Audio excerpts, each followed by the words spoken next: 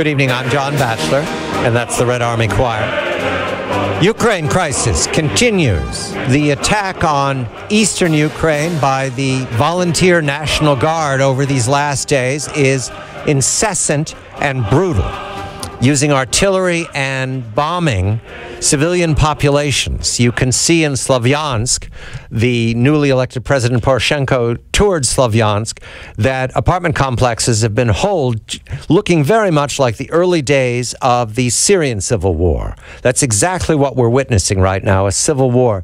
And I'm joined by Professor Stephen F. Cohen of York University, who joins now to comment on these last 7 days in Ukraine crisis.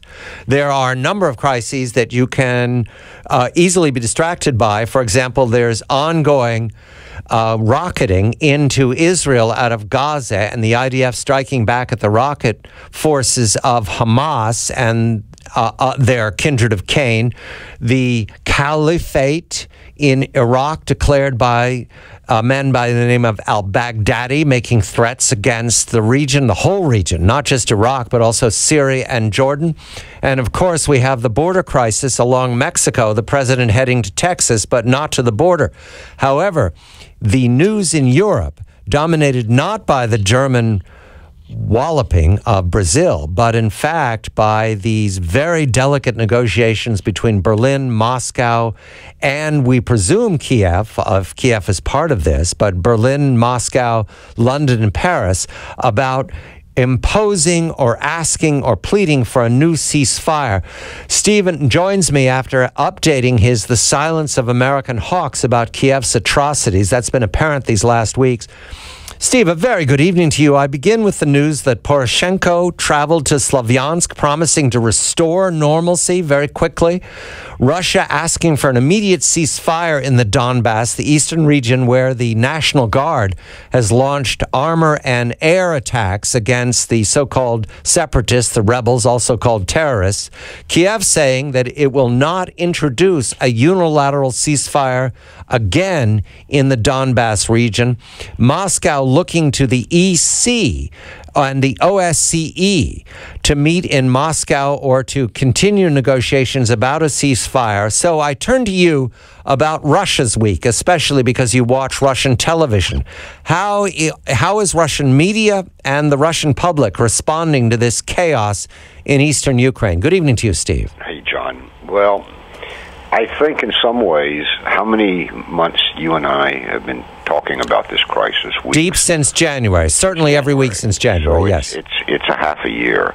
I think the drama, historic drama, is as acute tonight as it's been any night we've discussed. As you mentioned, the ongoing warfare in Israel, Palestine, and Iraq are very, very important. But in terms of changing history, the confrontation between the United States and Russia in Ukraine is certainly the most fateful moment of our time. We've already discussed it, and I won't go on, but it's already a new Cold War, and for reasons we've discussed, it could be much more than a Cold War. That's where we're at. At the same time, you and I have talked about Vladimir Putin, President of Russia, a lot during these 6 months, and even before. I think, as we speak, this is, in some ways, the worst moment of Putin's presidency in the sense of the decision he now has to make. Let's recall what's happened, that for weeks since May, the Ukrainian army, which is made up not only of a regular army, but of all sorts of right-wing militias and maybe mercenaries, not very disciplined guys, have been assaulting the areas of eastern and southern Ukraine, whose population is predominantly not ethnic Russians, though there are a lot of ethnic Russians, but Russian-speaking Ukrainians, what Putin calls part of our Russian community, and they think of themselves as being part of Russia's civilization. And Russia has said that if this doesn't stop, it will intervene. And then a few days ago, 2 small towns, symbolic but not any real military importance, Slavyansk and Kramatorsk, the defenders, the rebels, the people that Kiev and America call terrorists. They aren't terrorists. They're just rebels, armed rebels. They deserted these towns because they have no artillery, they have no anti-aircraft weapons, and Kiev had stepped up its heavy bombardment of these towns. Civilian casualties were enormous. How many people have fled to Russia, we don't know. The United Nations said more than 100,000. Russia says it could be as many as 400,000. So you have a humanitarian crisis. But the pressure on Putin now to do something, to act, I've never seen anything like it in modern Russian history, where the media, controlled by the Kremlin itself, is now virtually indicting Putin himself for inaction, military inaction. At a minimum, his critics are calling for the establishment of a no-fly zone over southeastern Ukraine so that Russian fighter planes will shoot down Ukrainian aircraft headed toward these southeastern cities and destroy the artillery and the tanks on the ground. Now, the reason the moment is now acute is those two small cities haven't fallen. And you just said, the president of Ukraine, Poroshenko, went to one of those fallen cities, Slavyansk, to say that he's going to restore all the civilian, social, municipal services that his army destroyed. There's no water in the town. There's no electricity. They destroyed the electric generating plant. I mean, the town is in ruins. People who've been there say it looks like what towns look like after heavy fighting in World War II, of which Russians have a memory. But whatever else we talk about tonight, in my mind, Putin now has to make a decision. Does he try to negotiate his way out of this situation? For that, he needs Western partners. He has Germany and France. They have called for a ceasefire along with Putin. The United States did not participate, this was in the last 4 or 5 days, in any of these conference calls or any of these issued statements. So it's fairly clear that Poroshenko is acting with the Obama administration's either support or active encouragement. We don't know. My information, Steve, is that it's direct to not Poroshenko, to the Valery Hatali, the defense minister. In other words, the United States is directing this offensive, is my information. All right, well, let it say, but then ramifying from that is a new reality. What began as a fairly united American-European approach to Ukraine, to the crisis. In fact, it was Europe, the EU, that took the lead in the beginning, back in November. Right. It now appears that Germany and France, at least, have split off, and that the United States is acting without those two European allies, possibly with Poland.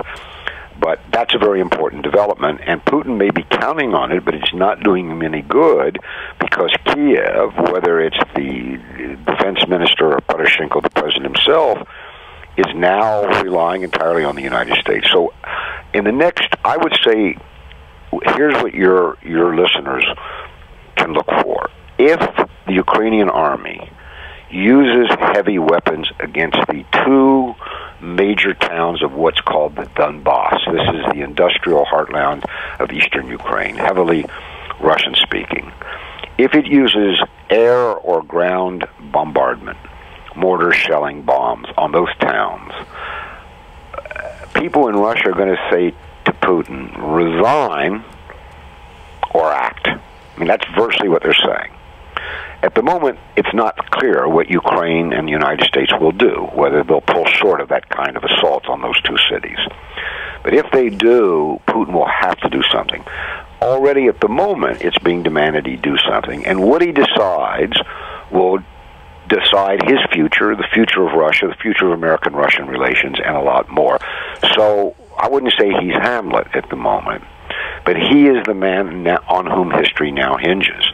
And I think that's where we're at. All the other news you mentioned is very important. But in this context, what Putin decides to do or not do within the next few days is going to be, as George Bush used to say, the decider. I'm looking to the London News, and when we come back, Steve will comment on this. The name of the defense minister is Valery Heleti. He's 46 years old, and until he was made commander, defense minister of these volunteers, he was a police chief. He is launched against Slavyansk and shelled it, but right now London is reporting there is shelling of Luhansk, one of the two large cities, the other one being Donetsk. At the same time, the Human Rights Watch is calling for an investigation after houses were destroyed and civilians killed during airstrikes on villages in the Luhansk region. This is no longer a matter of just what Kiev says it is. They're outside observers. We'll discuss that, and we'll also discuss the pressure on Vladimir Putin. Is it purposeful? Is Mr. Putin waiting until the Europeans beg him to intervene? I'm John Batchelor.